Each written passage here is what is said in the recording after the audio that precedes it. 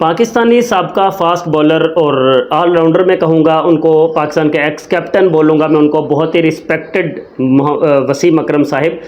वसीम अकरम साहिब ने बाबर आजम की जो रिज़ाइनेशन है, जो कैप्टनसी से रिज़ाइन किया है बाबर आजम ने, उन्होंने इसको अप्रिशिएट किया है और उन्होंने बाबर आजम के लिए वो चीज़ें बोली हैं कि जो बाबर आजम ने ख़ुद भी अपने उस स्टेटमेंट में बोली है। सबसे पहले मैं आपको ये बता दूं कि जब बाबर आजम ने अपनी रिज़ाइन किया ना, तो उस रिज़ाइनेशन के अंदर जो चीज़ें लिखी हुई थी ना, वो सबसे ज़्यादा लोगों को वो तकलीफ़ दे रही थी। वो लोग बोलना शुरू हो गए, भाई पाकिस्तान से ही बोलना शुरू हो गए, इंडिया से बोलना शुरू हो गए कि भाई ये बाबर आजम को ना इंग्लिश बोलनी आती है, ना बाबर आजम को लिखनी आती है, तो ये इतना ज़बरदस्त किस्म का कैसे बाबर आजम ने लिख कर रिज़ाइन कर दिया। ये लगता है कि किसी का कॉपी पेस्ट कर दिया है बाबर आजम ने, ये कह रहे थे। भाई मुझे एक बात बताओ, इतना वेला बैठा हुआ है बाबर आजम के, वो बैठकर तुम्हारे लिए लिखेगा कि मैं रिज़ाइन कर रहा हूँ? भाई इनके मैनेजर्स होते हैं जो मैनेज करते हैं चीज़ों को। बाबर आजम ने उनको सिर्फ बताना था कि ये चीज़ें लिख दो, और वो मैनेजर का काम है, उसने उसको अकाउंट को मैनेज करना होता है। मैनेजर का काम था, उसने वो रिज़ाइनेशन फिर लिखकर उसने पोस्ट कर दिया बाबर के कहने पर। तो सबसे पहले तो ना लोगों की अक्ल जो है वो बिल्कुल ख़त्म हो गई, उनको पता ही नहीं कि हमने कहना क्या है। बट वसीम अकरम साहब ने बाबर आजम को अप्रिशिएट किया है और बैक भी किया, उन्होंने सपोर्ट भी किया है बाबर आजम को। उस पर हम डिटेल के साथ बात करेंगे। अगर आप लोग पहली बार आए हैं तो भाई लाइक सब्सक्राइब ये दोनों काम आप लोगों ने लाजमी से करने होते हैं। तो वसीम अकरम साहब ने बाबर आजम को कहा कि बाबर आजम ने बहुत अच्छा डिसीजन लिया है और बाबर आजम पाकिस्तान के लिए मोस्ट इम्पोर्टेंट प्लेयर है। पाकिस्तान को बाबर आजम की बहुत ही ज़्यादा ज़रूरत है। बाबर आजम पाकिस्तान के लिए रन्स करेगा तो फिर ही पाकिस्तान की टीम जो है वो विन कर पाएगी। तो बाबर आजम ने जो रिज़ाइन किया है, ये बहुत ज़बरदस्त डिसीजन है बाबर आजम का।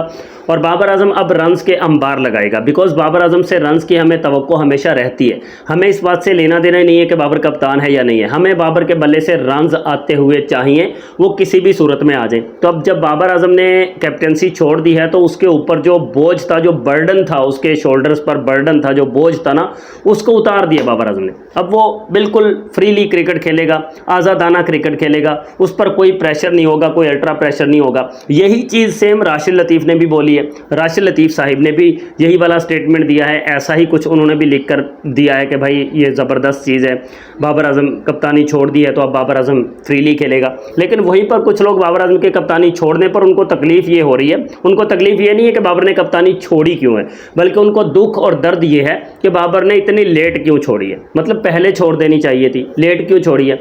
हालांकि बीच में कोई सीरीज़ भी नहीं हुई, कोई ओडीआई सीरीज़ नहीं हुई, कोई टेस्ट सीरीज़ नहीं हुई, तो फिर उसमें कोई प्रॉब्लम हुई नहीं है। बट इतना लेट जी इसने रिज़ाइन क्यों किया?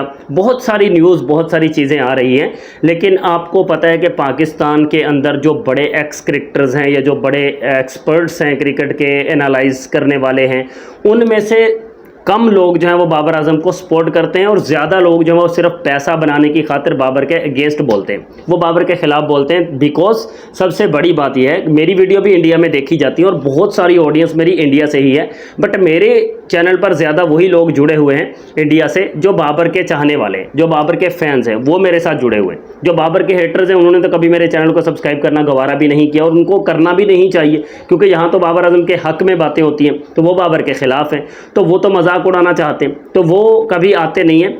लेकिन जो लवर्स हैं इंडिया से मेरे साथ ही जुड़े हुए हैं, एक सबसे पहले तो उनका थैंक यू बोलूँगा, बट ये कहूँगा कि भाई देखो, ऑडियंस इंडिया में अगर बाबर के ख़िलाफ़ वाली है तो बाबर के हक़ वाली भी है, बट वो हमेशा चूज़ करते हैं, उस ऑडियंस को टारगेट करते हैं, वो ऐसी बातें बोल करके जो बाबर के ख़िलाफ़ होती हैं। तो ऐसी ऑडियंस उनको मिल जाती है, मुझे मेरी पसंद की ऑडियंस मिल जाती है कि जो बाबर के हक़ में बोल देते हैं। But thank you Wasim Akram sahib, thank you Rashid Latif sahib, आपने बाबर आजम को अप्रिशिएट किया है। बाबर आजम ने कप्तानी छोड़ दी, झंझट से, इस रोले से जान छुड़वाई है, हम इस चीज़ पर बहुत खुश हैं। आप अपने कमेंट्स ज़रूर बताइएगा।